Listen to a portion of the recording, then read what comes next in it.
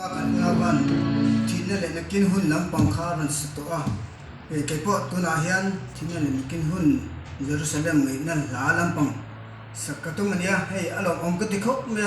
polisi patangin garon chawa zai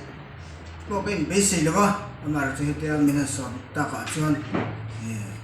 tiam tokin nel paro pina kan sanga tin